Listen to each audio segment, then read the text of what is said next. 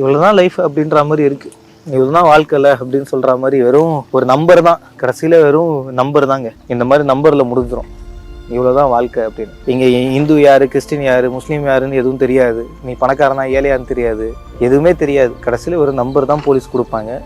அதை பார்த்து தான் உறவினர்கள் இறந்தது யாருன்றதை பார்த்து இங்க அவங்களுடைய இறுதி மரியாதை அவங்க குடும்பத்தினர் பண்ணிட்டு போறாங்க. வயநாட்டில் ஏற்பட்ட மண் சரிவில் அடையாளம் தெரியாம உடல் பாகங்கள் தனித்தனியா வந்த பிறகு ஒரு ஸ்டேஜுக்கு அப்புறம் அவங்களுடைய உடல் டீகம்போஸ் ஆயிருக்குன்ற ஒரு கண்டிஷன்ல அதிகாரிகள்லாம் ஒன்னா சேர்ந்து கிட்டத்தட்ட ஒரு 50க்கும் மேற்பட்டவங்களுடைய உடலை இங்க தான் அடக்கம் செஞ்சிருக்காங்க. உடல் ஐடென்டிஃபை பண்ண முடியல, பாகங்கள் தனித்தனியா இருக்கு. இன்னொரு பக்கம் உடல் டீகம்போஸ் ஆயிருக்கு. மண் சரிவு ஏற்பட்டு ஒரு 6 நாள் கழிச்சு அந்த உடல் கிடச்சிருக்கு. ஸோ அந்த கண்டிஷனில் இருக்கக்கூடிய உடலை ரொம்ப நேரம் வைக்க முடியாதுன்ற ஒரு சூழ்நிலையில் அதிகாரிகள் எல்லாரும் இங்கே தான் அவங்களுக்கு கொடுக்க வேண்டிய இறுதி மரியாதையை கொடுத்து அடக்கம் பண்ணியிருக்காங்க. நம்மளை சுற்றி இருக்கிறது என்ன பார்த்தீங்கன்னா, ஒருத்தங்களுக்கும் இறுதி சடங்கு நடந்த பிறகு அவங்களுடைய பிறப்பு இறப்பு டேட்டெல்லாம் போட்டு பேரெல்லாம் வச்சு அவங்களுக்கான அடிக்கல் ஒரு கல் வச்சுருப்போம் இல்லையா, அவங்களோட நினைவு கல் ஒன்று வச்சுருப்போம் இல்லையா.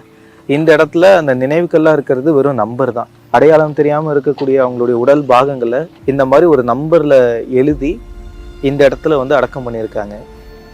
நான் இங்கே ஒருத்தருடைய உறவினர்கிட்ட பேசும்போது அவர் சொல்கிறாரு, அவங்க ஃபேமிலியில் பாதி பேர் இறந்துட்டாங்க, இன்னும் பாதி பேருடைய உடல் கிடைக்கலன்றாரு. அந்த கண்டிஷனில் எப்படி போலீஸ் ஐடென்டிஃபை பண்ணுறாங்கன்னா, 6 நாள் ஆயிடுச்சு, அதுக்கு மேலே பாடியை வச்சுக்க முடியாதுப்பா, அதனால நாங்கள் தகனம் பண்ணிட்டோம்னு சொல்லிட்டு இங்கே அடக்கம் பண்ணிட்டாங்க.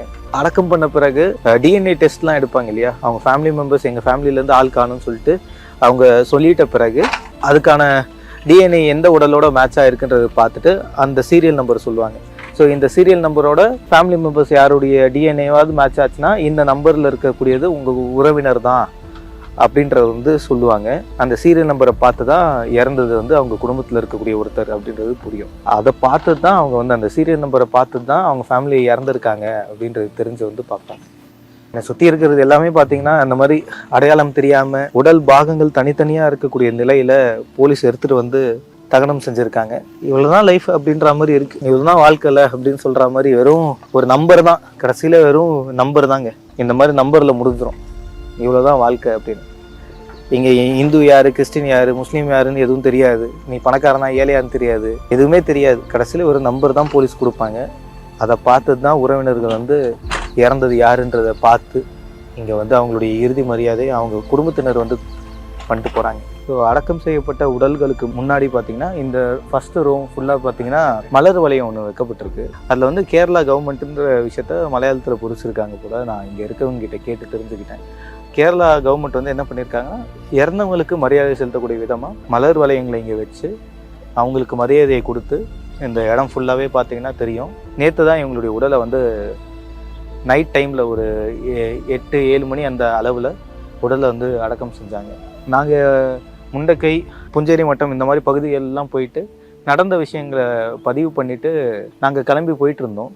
போயிட்டுருக்கும்போது எங்களை நோக்கி ஒரு 4-5 ஆம்புலன்ஸு சரமாரியாக சருன்னு வந்துக்கிட்டே இருந்தது வேகமாக. என்ன இத்தனை ஆம்புலன்ஸ் வந்துக்கிட்டு இருக்கு, ஏதோ பிரச்சனை போல் அப்படின்னு பார்த்தோம்.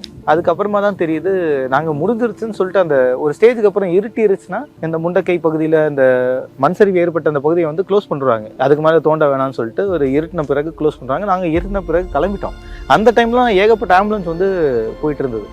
அடுத்த நாள் காலையில் பார்க்கும்போது தான் தெரிஞ்சிருக்கு அந்த டைமில் சில உடல்கள் கண்டெடுத்திருக்காங்க. உடல்களை கண்டெடுத்த பிறகு அந்த டைம்லேயே அந்த பாடிஸை ஐடென்டிஃபை பண்ணிவிட்டு அதுக்கான டிஎன்ஏ சாம்பிள்ஸை எடுத்துட்டு பின்னர் அவங்களுடைய உடலை இந்த மாதிரி தகனம் செஞ்சு அவங்களுக்கான இறுதி மரியாதையை கொடுத்து அடக்கம் பண்ணியிருக்காங்க.